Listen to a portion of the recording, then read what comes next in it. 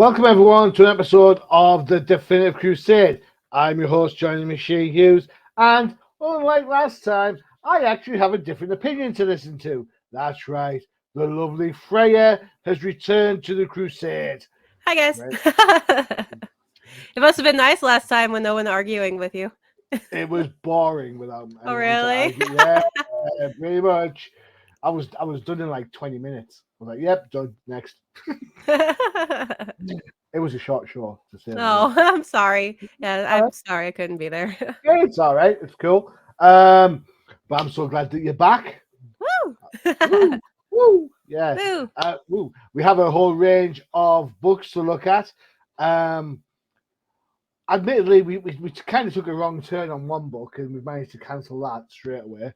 For anyone who has any asked the question what we're talking about, we were going to look at the Trinity book, Yeah. but the Trinity book's like it's a reprint book. And Yeah. stuff we've already seen. I mean, what was the point in that, DC? I don't know. Make more money from poor suckers like us who don't read the book before they buy it. Yeah. So, Oh, God. the Trinity #1 special, if you have seen it on the racks, it is a reprint book for the most part.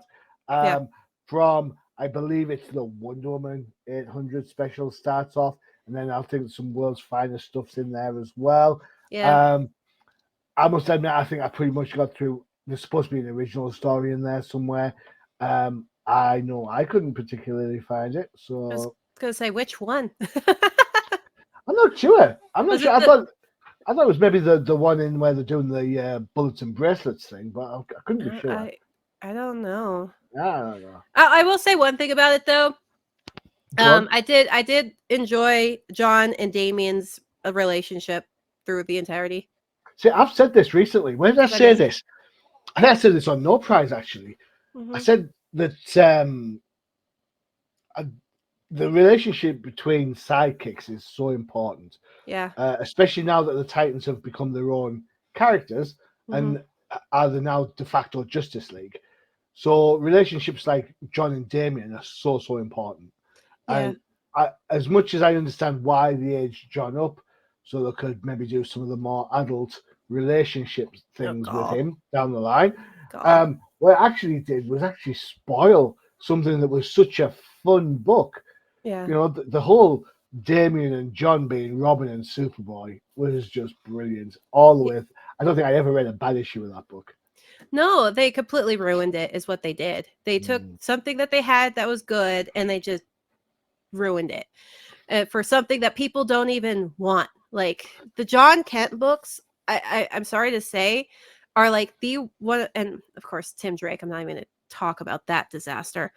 They're just so boring and stupid. It seems like I'm reading a fanfic every time I pick it up, and I just go ugh, and I just put it down because it seems like a 14-year-old girl was doing it, and it's not even like, oh, you're homophobic or whatever. No, the problem is that I have actually read good LGBTQ stories, and so when I read bad ones from this multi-million-dollar company that's supposed to be so good at what they do, it pisses me off because I'm like, why can't I go online and find some random ass webtoon from some random whoever, and they write better stories than fucking DC Comics does? And 4 minutes in, and there's our first. Sorry. Welcome back, Freyja. I know, it's so irritating because I don't want to read a story about John Kent sexting his boyfriend in the bathtub. Sorry, I read superhero comics to see superheroes do superhero things and then have a little sprinkle in of their relationships and whatnot. That's not a character trait. Sorry, guys, it's really not. They could do cool things and just be awesome, and then who cares who they smash on side. But like, I'm with you on this. I am absolutely totally on. I think there are certain characters that lend themselves well to the drama of relationships. Tim Drake and Spoiler, for example, way back when. Even Steph in her own Batgirl book before it got cancelled for Flashpoint was a good fun read. Yeah. Some characters lend themselves to that drama. Some characters don't particularly. And it's hard to build drama onto a character that has powers akin to Superman. Yeah. Because it's like, I'm reading this because I want to see it up and away. not kind of. Yeah. And And in fact, it's taken so long for Lois and Clark to get together, regardless of whether it's. I'm not saying it's heterosexual versus homosexual at all. I'm not saying at all. But it's taken this long for Lois to become a viable partner to Superman or to Clark or Kal-El or to however you view the Man of Steel. That I don't think you can pigeonhole characters into that type of relationship. I mean, the first book we're going to look at today has a kind of pseudo friendship relationship, and I think it works brilliantly. I really like the relationship between a couple of those characters. I'm not saying they need to start sexting each other or sleeping with each other or doing whatever, but it's a good relationship. I don't know. The element of wokeness does come into a book later on that we're going to talk about that absolutely baffles me, but on that, it's separate. I want to just ignore grown-up John Kent and go back to the same age as Damian John Kent, and I want that friendship because I'm sick of like romantic relationships. I just want happy, good friendship, and they could have done like John Kent discovering his whole thing, but in like an innocent kid way. Like he develops a crush on, maybe he has a crush on Damian for a little bit, and Damian's like, dude, I'm not really into that, but I like you as a friend. That would have been great, And he's like, okay, but I love you as a friend, then we'll stay as a friend. And then he, you could have done something cute and innocent. Even if you transplant now that he's an older gentleman, you could have transplanted Damian for Tim to some extent and had that same sort of kind of coming out query. But I agree with you. It would work much better with Damian, who sees the world very much as much as he sees black and white as wrong and right. I think Damian's more world aware than some of the other characters in the DC universe. Yeah, I think it could have been handled a lot more appropriately. Yeah. That's why I said it just kind of feels like someone wanted to write a fan fiction, but they're like, well, it's a little creepy if I do it to like a 13-year-old. So I want to have this little fan fiction with Superman, blah, blah, blah. So, and that's why I can't read the John Kent stuff. It's badly done.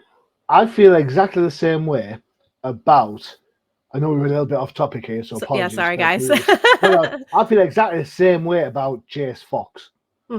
I don't know anybody who's reading the next Batman. Oh, no, I've completely ignored that. I have no idea anyone who's reading that. I'm only reading The Outsiders because it's got Batwoman in. I love Batwoman. But that book's a little bit tepid at the minute, so that needs to book its ideas up. But I think when you're on a good thing, just leave it be. When you try and force something down the way, you just end up alienating a whole bunch of readers and fans. And as I say, I don't know absolutely anyone who says to me, Machine, man, that next Batman's a real good, cool character, isn't he? I'm like, nobody's ever said that to me, ever. And that's on this show, on any of the pods that I'm on. That's in real life. I'm at my comic book stores and I'm buying books. In fact, I don't think anybody's. I go to a Forbidden Planet, the chain, and I don't think they're particularly stock. And I've seen more copies of the Power Girl cover.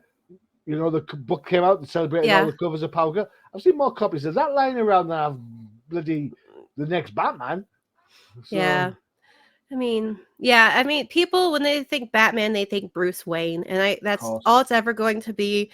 I mean, I like the Damian and Dick Grayson Batman and Robin book, but at the same time, everyone kind of feels that Dick Grayson kind of earned the right to be Batman in a way. But at the same time, I think that sidekicks and whatever, I don't think they should pick up the mantle of who their predecessor was. I think they should be their own person, and that's why I like Nightwing so much. Is he has grown out of the Robin sidekick thing, and now he is his own superhero, and he's Nightwing. So I think they should continue on with that, of just they grow into their own hero and their own name, and they don't inherit it. So I think that's better.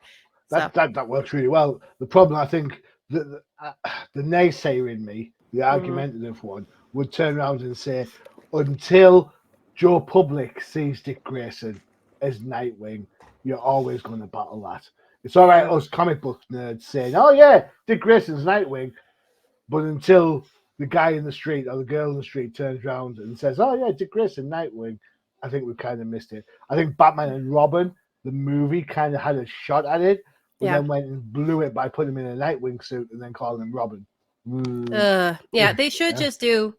They really need to do a movie, and not like origin movies, because everyone freaking knows. Every Joe Schmo on the freaking street knows Batman's origin. What they need to do is have like something a little on later on down the road, and then they can introduce Dick Grayson, maybe have a flashback of him being Robin or something as Nightwing, in that era, and so have him as Nightwing coming in, or even just going to Bloodhaven or wherever, and that's where it is. And then we could have Oracle, and we could have her in the wheelchair if we wanted, because she was awesome the whole time. So we could do that. And then, or we could do Batman Beyond movie. And I mean, again, not to be argumentative, man, I've missed you, Freyja. You get that in the Titans. The last season of the Titans, you get Barbara Gordon in a wheelchair, Dick Grayson's Nightwing. But the fact that it's on Netflix over here in the UK, I don't know where it is in the US. I don't even know. Puts it down a little bit. Yeah, that's why I was like, they need a movie. Not TV show. They need an actual theatrical movie. Bring back the CW. Anyway. No. Hey, I didn't mind the CW shows. I'm all right. I liked Flash until he was fighting the same villain forever. I like Arrow up to season 4. I got through season 2 because there's only so many scenes of him doing pull-ups and shirtless I could stand. Yeah, I was like, too much. Whatever. Too much. No, I'm good. No. Funny enough, my wife said the complete opposite. She was like, the more he's dressed, the less I like it. I don't know. I was like, but my whole thing is I can go to like Thunder Down Under shows, and I'm like, okay. What's Thunder Down Under? Do you know Chippendales? Right, yeah. Rescue Rangers. It's like Australian version of Chippendales. Okay. Quote unquote. Yeah. Okay. I'm weird like that. I'm like, human body, okay. It's not that sexy anymore. I'm done. If I'm honest, I am the ripe old age of 50-something. I know you find that hard to believe. Oh, terribly. Thanks. I don't think I've ever been to a strip show in my life. I mean, like I said, I'm weird. I'm like, I had fun because everyone else was having fun, but like, I didn't. My friend was going, "Woo!" the whole time. I was laughing at her, but that's like, like that was why I was having fun. It wasn't the show itself. The show itself was just, it's like, it's a show. Okay, cool. Welcome everyone to the Definitive Crusade After Dark. All right, okay, right. Let's get into the books. First up is, it's a couple of weeks old, but I thought we'd have a look at this book, Power Girl 5. It's written by Leah Williams, art by David Baldwin. Romulo Fajardo Jr. is on colours and Becca Carey is on letters. Now, I've got to say, considering this is a Gary Frank cover, Freyja, it's a goddamn awful cover, and there've been some pretty damn good covers on this book. I get it. I understand the idea behind it. Paige is having a little dream when she's kind of whatever, and then Streaky's having his dreams and whatever, but it's fine. Hand on heart, I've really enjoyed the Power Girls book. I think it's been pretty decent. What are your thoughts? I agree. I've been enjoying the Power Girl books, and not just because of the boob window, but the boob window. The boob window. Welcome back, boob window. Welcome. Yeah. I agree. I've been kind of enjoying it. I do enjoy Power Girl. I am actually happy. I'm weird. So I like Streaky. So I'm with you on this. I have a cat called Nokia, and anything with animals in, especially cats, gets my attention like that. So yeah, I'm not allowed to have cats because people are allergic in my family. Tell those people to buy tablets. I know. Tell them I said so. Yeah, so I don't have a cat, but I have dogs. So, but like Streaky, he's adorable. I'm just gonna say. Uh-huh. But then again, I love anything that has to do with like the super pets if it's well done, and this was a well done one. I like when like he's just kind of walking around and the humans are talking to him, and it's just this weird language that he don't know what they're saying. And he's like, oh, yeah, whatever. And then he goes and he does his little superhero thing at night when they're all sleeping and saves the cats. And it's just cute. It was a cute little story about Streaky the super cat doing his super cat things and then coming back home, and one of them calls him Stinky, and I thought that was a typo at first. I was like, why'd she call him Stinky? His name's Streaky. But anyway, it was cute, and I like seeing like the roommate / friendship going on dynamic. It was nice.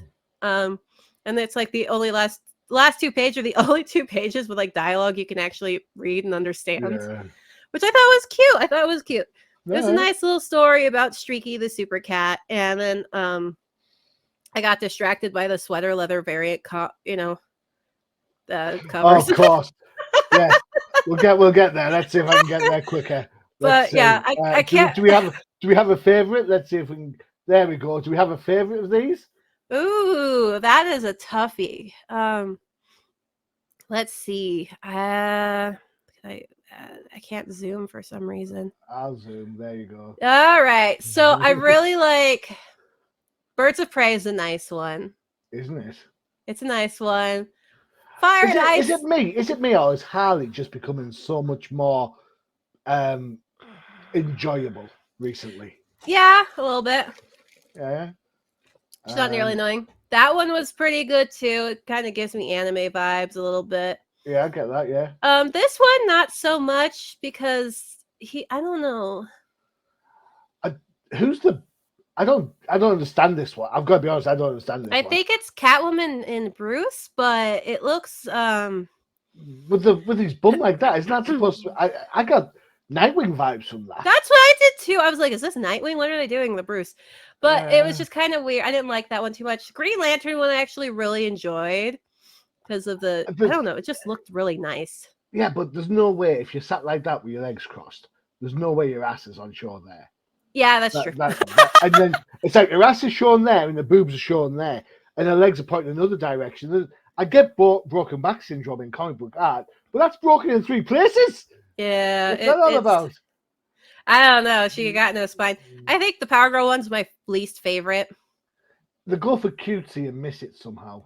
It's cutesy, but they're trying to be sexy at the same time. This one's cute. The Titans one is cute. But isn't Beast Boy dead by now? Yeah, I was like, isn't Beast Boy? I think my favorite one is the next one, the Superman Lois one. Yeah, I really, really like that one. I'm getting like female romance novel cover vibes. Yeah. I think it's gonna be like Cabin Temptation or something stupid. Sleepless in Metropolis.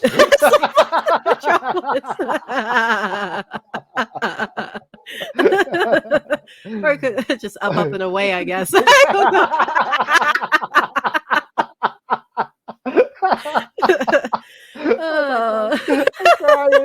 crying. Oh my god. The Nightwing, yeah. I think my favorite's either Birds of Prey or Superman, but like, yeah. I like Lois with shorter hair. I'm not gonna lie. I like her with shorter hair than the long do there. For me, because I have a swimsuit thing. Yeah. I have a swimsuit thing and a fishnet thing. So that Birds of Prey wins. Birds of Prey. Sorry. It's good. It's nice. But that's the variants. I just need to get posters up. Start selling these as posters. Yeah. Start going for those bad boys. A while ago, I was reading Captain Marvel, and they introduced a character called Star, who was super powerful, blonde, wore a white suit. And I thought to myself at the time on No Prize, I said something like, I can't believe they're making Star so Power Girl-esque. Now I think they're making DC have kind of twigged, and they're making Power Girl more Captain Marvel-esque. In some regards, she's got like the flirty, fun banter going on. She's got an alien cat that does crazy stuff. Although, to be fair, Power Girl's cat makes more sense than the Flurkin over in Captain Marvel. Yeah. Although I do like Chewie as well. And yes, his name's Chewie. Nothing else but Chewie. If you think it's its name from the movie, you can just do one straight away. This book I absolutely adored. I have a cat, as I mentioned earlier. My cat goes out on a night, hail, rain, whatever. We have a little kennel for it outside with a little cozy mat, so it's nice and warm and cuddly and stuff. And every morning when I wake up, I open the door and the cat comes in. And I often wonder what she's got up to when she's been out and about. I like the idea of some of the images in this book, how Cat reacts, how Streaky reacts to like just the normal going-ons. So here you've got Omen with her all face all dolled up with the cleanser and stuff going on. The face and the cat's having the cat's having some sort of freak-out attack about it because it just doesn't recognize her. Yeah. I like the fact the continuity's carried over from the last issue. Paige is still wearing an eye patch from the damage she caused through the fight she had with Superman when she was possessed. If you want to see a really great issue, check out Power Girl number 4. It's Power Girl versus Superman, and it's absolutely, the art in that book is breathtaking. And the reason why I know this is because I knew we were doing number 5 today, so I had to read number 4 to catch up with what was going on, so I don't look like an idiot. And I was like, number 4 was like, oh my God, I can't believe how that 4-issue run, that kind of like mini story has just, and it has ties back to the Nightmare stuff. So it worked really well. I like this for the change of pace that it is. And I love the fact that the cat wears a cape. Is he cute? Cat wears a cape is pretty cool. It wins for me. So no, I love this book. There was nothing about it that I hated. The odd dialogue at the start, I was kind of like, what the hell is going on? But I managed to twig it at the end. But no, I just liked it. It was a great little kind of, it's superheroes. It's cats not knowing what the hell we do as humans. It's just a fun book. And I think if you can turn around and say that about any comic book, that you enjoyed reading it because it was fun, then I think, well done. That's the reason why you read the comic book in the first place. Yep. Yeah, like, so... I didn't even nitpick the art. Yeah, it is a little bit wonky in places. It's quirky. It reminds me a little bit, maybe not as quirky, but that Batgirls book that I liked. Mm-hmm. Yeah, and that was like all over the place. This wasn't as much as that, but it was a little less, I suppose, superheroic that you'd expect. And I didn't mind that so much, bearing in mind that it's aimed at a cat as its main protagonist in this one around. So there you go. So yeah, if you want a good quality read, go and check out Power Girl. Yeah. It's not a bad book. It's not a super book by much, but it's interesting. It's fun. They've changed their origin. Well, they've changed her slightly, and it works better than when she was a bloody Atlantean. But yeah. What could be worse than that, right? Oh, don't give them any. That's a challenge. Yeah. If you want to know why she was an Atlantean, go and check out the Old Timers comic book show. We'll talk about it on there, I'm sure. Right. Whilst we talk about other shows, it's time for one of our adverts for one of our other shows. Oh. Do you have a K-pop coming out soon? One just dropped a couple days ago, actually. Really? Yeah. This is what you can expect.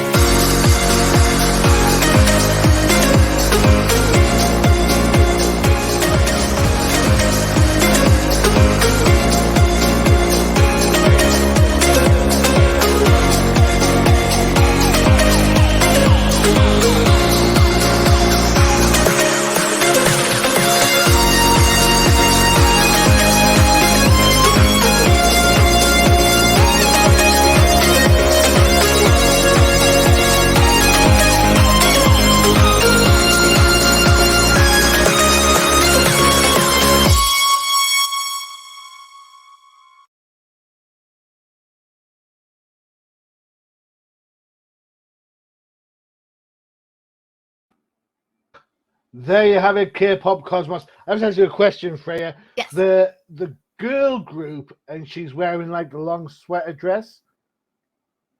Who's that? Who's that? When, like in their picture? In the advert, halfway through, there's like a girl, and she's wearing like a long purple stripy that way around sweater dress, and she does this with her hands and then shakes a little bit. I don't know who that is. I don't know who that is. Maybe I'll try to remember. Yeah, you can find out who that is. That she looks. I know of one lady that you would like. Do you? Yeah. I could send you. I'll send you one of her music videos, and you'll know what I'm talking about later. I'm thinking swimsuits and fishnets. Excellent. No, think more of. Don't. Anyway. Right, let's go. I'll just leave it. I look forward to seeing the video later. Okay. All right. Okay. Now Freyja is famous, or infamous even, for picking books that are a little bit wonky. Yeah. And of course, now that she's back, she has not let me down by picking this. God knows why on earth this was the case. If Tracy was here, she would love you. I know. This is Batman Superman World's Finest Annual 2024. There are 4 or 5 stories in this. I'm assuming that you're interested in the first story more than any of the others. Yes. All right, so let me give you the rundown on this one. It's called Imperiled. It's written by Mark Waid with Cullen Bunn. Cullen Bunn writes a shed load of horror stuff over on the indie market, so this is interesting to see him do something straight up superheroes. He has done straight up superheroes before, over on Uncanny X-Men, before he got unceremoniously dumped for the Krakoan stuff. Edwin Galino is on art, colours by Lee Luffridge. Steve Wands is on letters. Right, okay. That's the main book. There are other stories in this. I don't know why you read it. I have no idea. So tell us about the first story, Freyja. Okay, so the first story is like it's imperiled. So we're like Batmite in all of them are like their world, and everyone has been chibi-ized or chibi-sized or whatever. And for people who don't know, that's the term in Japanese art style where they're like small, like they make someone who's fully grown into like this little thing with big head, and they're cute. So that's what that is, and I was like, that's super cute. The art I actually quite liked for this. It was ridiculous. This felt like I was having a conversation with my like 9-year-old niece when she's hopped up on a lot of sugar. Like it's all over the place. Like it's just chaotic, which is very much what their world is. So it was a lot of fun. They're just arguing about who's the best superhero, and then they fight with each other. And then like I don't know why Mixoplex is Superman, but I mean whatever. And then the chibi versions of their villains come out and like start blasting them, and they're like, they're like, oh, they killed him. We're like, wait, did we actually die? Yeah. So they're like, wait, what? So they all run away to another universe, and it just ends. I think it's gonna be in the next issue or something. With like the villains are gonna chase after them to another world. That one was cute. I thought it was ridiculous, like it's meant to be. It's just crazy. And I like seeing the chibi art style, but it's like nicely done and nice shading and everything.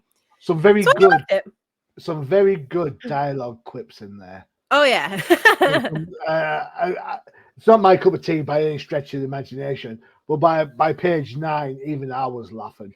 You know, the fact that the whole idea that Hawkman's like, right, try and explain your origin. Then you know, it's like they're kind of having a pop at him for being a complicated origin guy. And Green Lantern Arrow can't make up his mind whether he's a lantern or he's an arrow. He just knows he's green. You know, admittedly, I like the Canary version, you know, and the Wonder Woman where she catches up the Flash and kind of truth or dares him with the lasso of truth. It's interesting to see. We very rarely see the evil imps, because in fairness, we always get Mixoplex and we always get Batmite. Those are the two that we always get. We Yeah. never get any of the others thereafter. So this is kind of like a woo, they've all got one. But then consider them being like bad imps as well. Yeah. It freaks me out. I'm not sure why Lobo's in there as a bad guy. Lobo's more mercenary, is he not? Yeah, he's more of a, I don't even know what to call it. Like, he does what he wants type of a thing. So I wouldn't call him a hero, but yeah. I wonder if this dark voice that we hear in the background is the imp who laughs. Good, I hope it oh isn't. God, please no. Sorry if I've spoiled it, Mark Waite. Sorry. No. But there's some. I don't understand necessarily why they have to be bad guys. I mean, a Joker imp, really? I don't know. Maybe I'm just being a little bit stick in the mud. But I thought the dialogue in the first one was a lot of fun. Even if at the first couple of pages I was shaking my head at it, by about fourth page I was like laughing at it. So yeah, it was good. I like that style. It was nice. Yeah. And then with like the second story, I just thought back to the first story when they're fighting with Metamorpho, like, who has a lunchbox of Metamorpho? Like, and then the very next story is a Metamorpho story. I'm like, I mean, I'm happy that he's getting a spotlight, but at the same time, are you a Metamorpho fan? No. No, I just like when like these not so well-known characters get a spotlight. Yeah, I think years ago there was a Metamorpho miniseries. It was drawn by Graham Nolan, who went on to draw Batman and Detective. It was really clean art all the way through, and I really enjoyed that. But as a character, he's predominantly on the Outsiders, the first run of Outsiders, rather than the current run. I always find Metamorpho to be a bit of an idiot because he obviously loves the blonde girl, and the blonde girl's the daughter of Stag, and Stag's always trying to get rid of Metamorpho in some way. And I appreciate that all the villains and the heroes have this recurring kind of like ongoing cycle that just rinse, repeat. I get that. Don't get me wrong, I'm not an idiot in this sort of thing, but this one kind of, it takes the biscuit because no matter what he does, he's never going to be good enough. It's a Sapphire, I think the girl's called. Yeah. He's never going to be good enough for Simon Stagg, which is the bad guy. And then I don't know why we continue with this charade because it's just absolute, Metamorpho is super powerful, from a power class kind of way. He's up there with Firestorm. Yeah.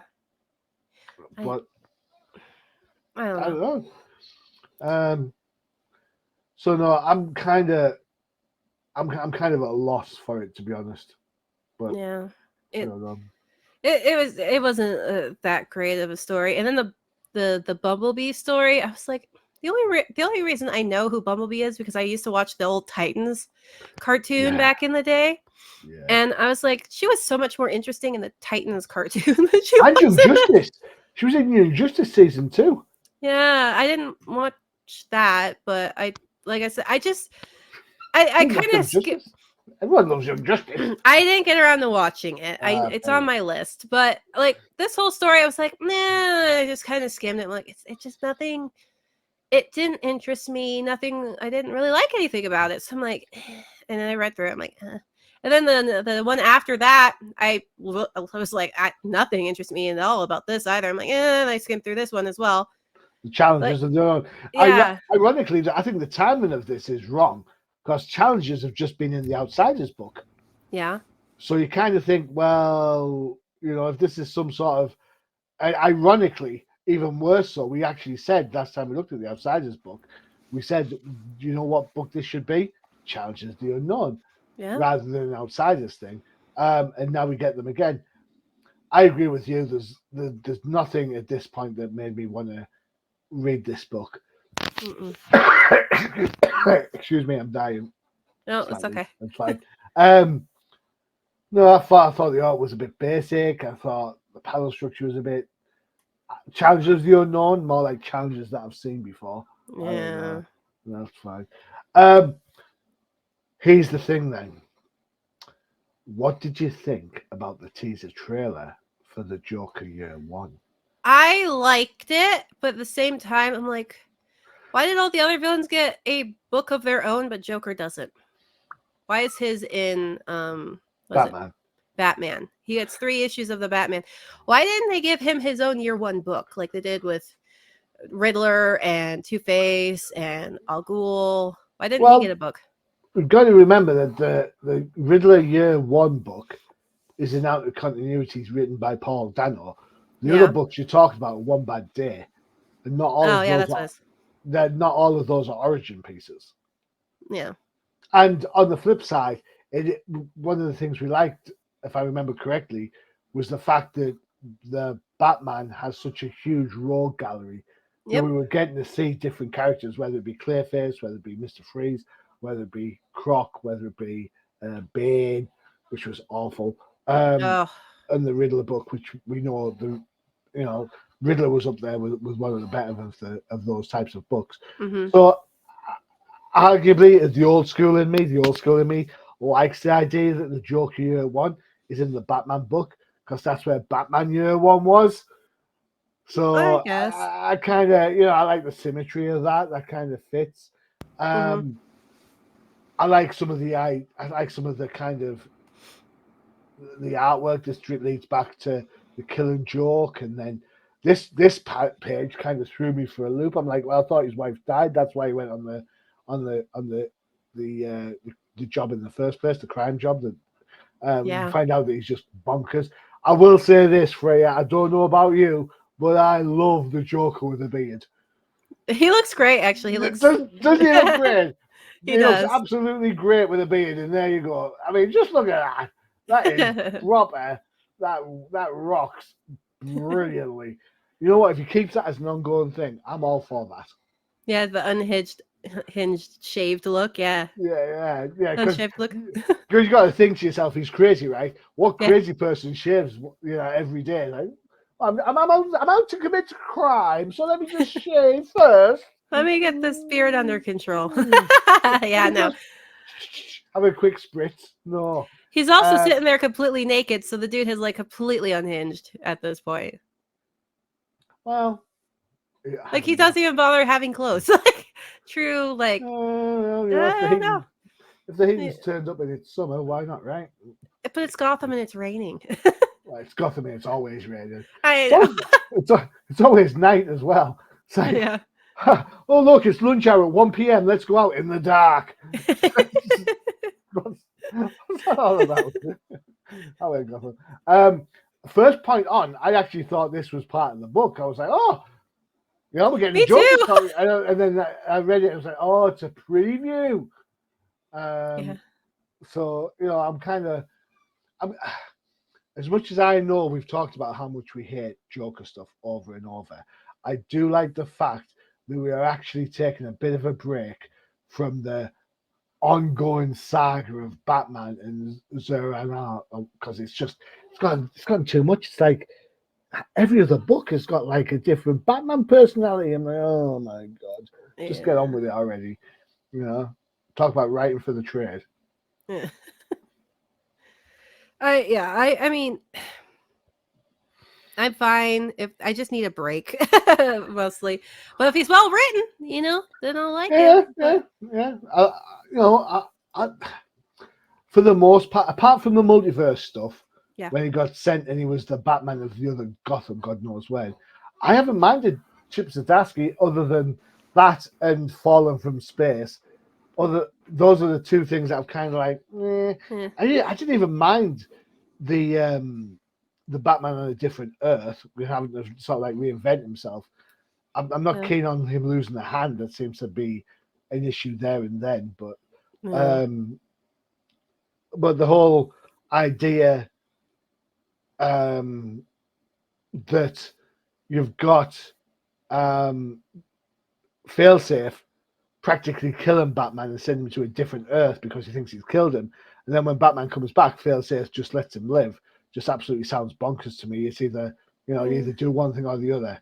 Yeah, it's continuity issues sounds like. continue with its own story. Exactly. That's the worry. That's the worry. But we'll see how it goes. I like Chip Zdarsky's Daredevil run the first time around. I'm not saying that I particularly liked it when he came back and did it again. But that said, you know what? I think he's earned a bit of a not a reprieve per se, but he's earned a little bit of, let's just see what's going to happen down the line. Is pretty much where I'm at on that one. Right, cool. Next up, another one of your choices. Yeah. You're all over the batch, you, aren't you? Yeah, not much. There was not much to pick from, honestly. But yeah, it's the fifth week, isn't it? It's fifth week DC, so generally speaking, it is specials and annuals that kick around on fifth week. Although I find it hard to turn around and say, let's have an annual in January or February. That's just bonkers. But anyway, here we go. It's the Batman and Robin annual, and I must admit, if I'm being super honest, I've been buying this book, and it's gone into a must-read pile that I have not even. I read the first issue, and I haven't read anything since. So I don't know what's going on. Thankfully, this isn't particularly continuity. Written by Joshua Williams, art by Howard Porter, colours by Rain Burrido, and letters by Steve Wands again. Steve Wands is getting double duty, isn't he? Check him out. Hopefully you're going to say something about the art, because I found that particularly wonky. But take it away, Freyja, do you? Okay, so I actually absolutely hated the art. Everything. I hated everything. On the same page. Yeah, like this the when they're driving in the car on like page 7, and then Bruce has a reflection. But he doesn't. It really weirds me. His reflection is. It's really weirding me out. It was giving me vibes from Scary Stories to Tell in the Dark. That one art with the lady with the. His face looks like the lady from. Are you like? Scary Stories to Tell in the Dark, the old books. With the creepy artwork. No idea what you're talking about, but I'll go yes. What was her name? Beth. No. I don't know what her name was. It's one of the characters. Sophie. Anyway, I'll find it and I will show you. But it just reminded me. I found her immediately. The pale lady. They call it the pale lady. Name. Yeah, I knew she had a name. I loved this book as a kid. Just kind of goes to show how messed up I was. But I don't understand what you mean messed up you was. I tried to imply you still messed up, but I'm sorry, I feel miserably. Carry on, sorry. You still there? So yeah, I hated everything about art-wise about this book. Sorry, I had to cough. So story like and then there's page 10, I want to say. What they do, it's after they find all the missing posters and they're like at the full moon campground. Yeah, you go back one. Okay, so the top part. Why the hell did they decide to put this like random, it looks like they accidentally forgot to delete it, this random like border, I guess, around, because it's not like it's artwork like they zoomed in on anything, or it's an artwork or anything. It's just like they put the border and then forgot to put what was supposed to be in the border. So it's just if it was an artistic choice, I'm questioning your choices because it looks awful. I think it's a hint.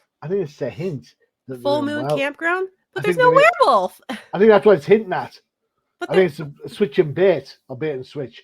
I think they're trying to hint that it's a werewolf place, and then no, it isn't. Yeah, but because it's just this white border, it just it ruins the flow. I feel like it just agreed. It's an eyesore, and I don't like it. If they wanted to, they should have at least zoomed in or something on it, or just had the campgrounds sign there and then have them driving in the background. But who's this at the bottom of this page? Yeah, that was another thing. What is that face? Sorry, I should laugh, but it was so bad. It's just so bad. I hated the art. I couldn't. I hate it. The However, thing is, Howard Porter's old school. You know, I think one of the last times we saw him was on the Clayface or the Bane book, the one bad day book. And I hated the art then. Yeah. And everyone was like, "Oh no, it's a really good book." I'm like, "Dude, the art sucks."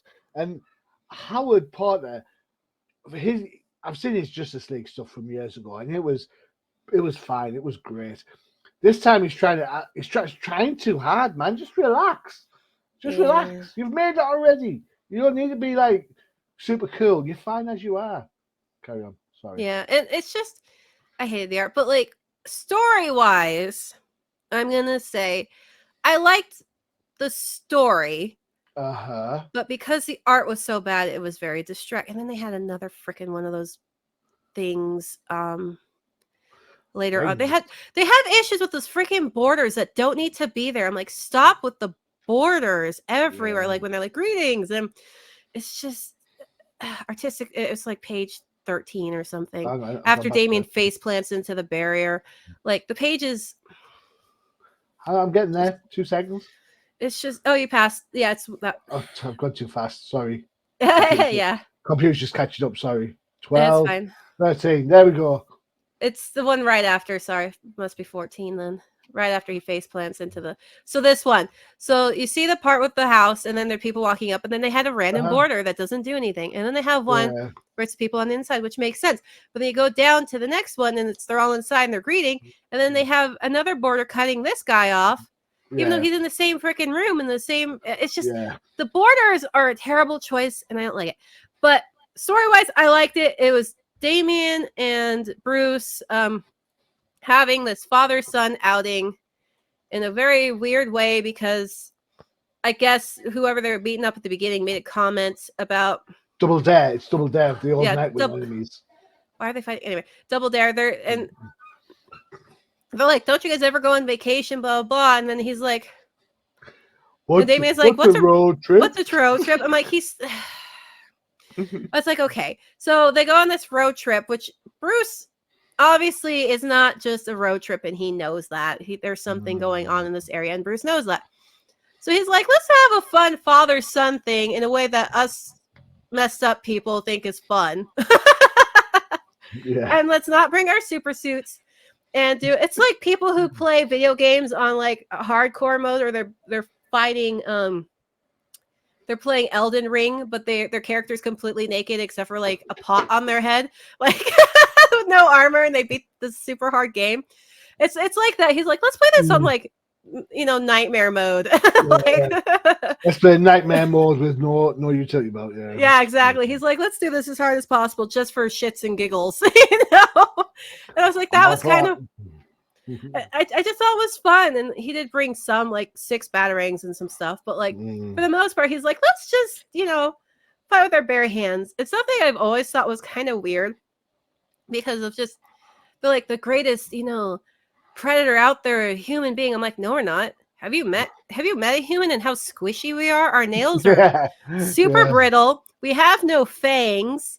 And unless you work out, we don't really have any muscles to, put up a fight. And, we can't run around barefoot because humans are the weakest fucking animal out there. We have opposable thumbs. That's how we win. We've got these bad boys. Well, what are you going to do? Pull a Batman and make up traps? No one's that smart in real life. Go play Xbox. I play Xbox. So I like the story. I thought it was fun and cute. I like seeing Bruce and Damian have father-son moments while also being like completely not normal. So right. Here we go. I agree with you 100 million%, and the art is just wonky all over. But here's my problem. Yes. Check out this character. See this character here? Do you know who this is supposed to be? It's supposed to be freaking. Let's sit there, right there. Roulette or something, right? Roulette. Now, every iteration of roulette has a slinky Chinese style thigh-high cut dress that oozes sex appeal. That's who she is. It's a casino, for Christ's sakes. You're supposed to look the part. Now, thanks to the wokeism that exists in comic books nowadays, now we get her like this. Yeah, isn't she also supposed to be Asian? Yep. Can't Yeah. freaking tell. Now, I understand that there's this whole backlash of like comic books and how they portray women. But Freyja, you mentioned it before. We read comic books for fun. We read them because we want to be entertained. And I've said before, comic books, roulette dressing in a sexy Chinese style dress will have zero impact on how people treat women when you consider the people like Nicki Minaj, Beyonce, and Megan Thee Stallion walk around on music videos, half naked, covered in latex, God knows wherever, talking about what they're going to do sexually. Yep. More people watch the music videos than will ever read this comic. So who is actually suffering at this point? Who is this point made to? I have no idea. It's the same. It's kind of the same argument with like how to call them like social media thoughts, where they're like, oh no, they're recording themselves and their asses and stuff, and then they're doing an IRL stream and they're shoving their ass in front of the camera. And then a dude walks by and looks at them and like, oh my God, I feel so violated. I'm like, you're literally shaking your ass on your camera. But a dude walking by looks at you because you're shaking your ass in your front of your camera. And now you feel violated. Or maybe it's the fact that he got it for free and he's not paying you $6 a month at your OnlyFans. You know, it's just, it's the dumbest thing. Women, and sorry, as a female, I have seen this and it pisses me off because I have had situations as a female and I go and I just kind of go, whatever, douchebag, and I just walk away because I'm not going to see him again. Like, you know, I'm like, whatever, an asshole's an asshole. I've had women catcall me too, and it's just as disgusting and irritating. And the thing is that women, like, they go, oh, I feel so sexualized, but then they're out there like asking Henry Cavill, can you take your shirt off? Can you take your shirt off? And I'm like, so I think it's a lot of fake outrage because most women, we do it to ourselves. We choose the slinky dresses because we like the slinky dresses. We do this and that. But then when a guy's like, oh, I like this, all of a sudden he's the pervert. Yeah, no, sorry. Guy, and I'm like, and a thing with comics I have been really frustrated with is and just media in general. They're demonizing the female form. Anything female or like traditionally female or whatnot, they're like, oh, this is bad. I'm like, so being, you know, attractive and having a chest and hips is a bad thing? That looking like a woman is a bad thing? And the only way a woman has any worth is if she acts and looks like a dude? Well, surely that's kind of inverse sexism. Yeah, I'm like, extent. It's kind of like we talk about, and I've said this before. I have said this before, and that equality is treating everybody the same, not pushing one over the other. If you're then having to transcend who you are in order to meet some sort of ideal, then that's not equality. No. We should be recognized for our diversity. You know, we should be able to recognize, you know what, I know plenty of women who will dress smart, like office attire, and I know loads of women who dress in tracky bottoms and just like to slob about. It doesn't make me feel any less or more attracted to them, and they're comfortable. I got into a conversation with someone recently on Twitter, and they said, "Oh, what sort of lingerie and color do you like to see women in?" I was like, "Well, as long as the woman's happy and comfortable, I'm all right with that. I'm fine." And that's exactly how I view this. It's not. I know I have my preference, and everyone knows what that is, but it doesn't mean I'm going to sexualize you to the point where you have to do that. well, yeah, You know? and it's ridiculous. It's absolutely, and I don't understand. I just don't understand it. And I guess, you know, I'm probably the wrong person for this argument, being a white male. You know, and I'm the one that's going to stand there and say, "Oh, boo-hoo," and everyone's going to say, "Well, you've had 8 years of white male agenda. Now's our turn." But it's whatever.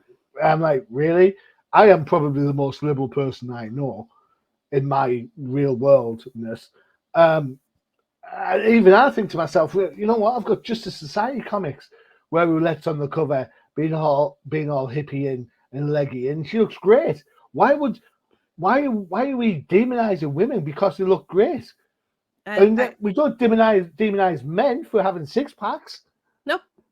So I don't understand it. Equality is equality, not one over the other. Yeah, I don't get it. And like, I like seeing attractive women. That's the whole thing. Sex sells. Like, people, and I've said this multiple times. If I wanted to see ugly or normal people, I would go outside. I don't want to, Gosh. It's true, because you go outside and you see some like Sorry, Freyja's neighbours. No, I'm not. Especially you at 2:31. Okay. There's plenty of attractive people too. Okay.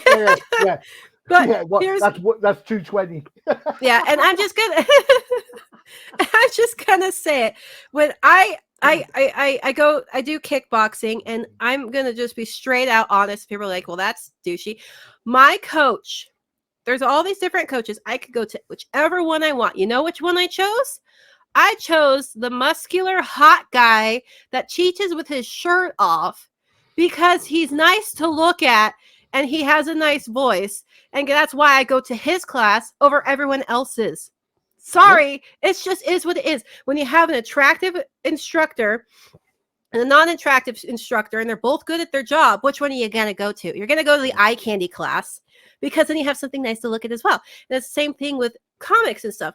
Why would I buy a book with terrible art and unattractive characters when I can go to an indie comic that has a good storyline, good art, and the characters are hot? Which one do you think I'm going to buy?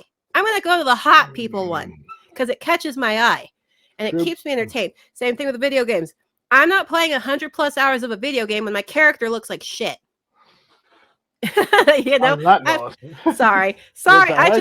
I like Roulette's appeal. I think she's hot when she has the red slinky dress on. Like, boob window, no blue window, ab window, I don't care. She was hot. And this one, I didn't know who she was. I was like, when I read Roulette, I was like, really?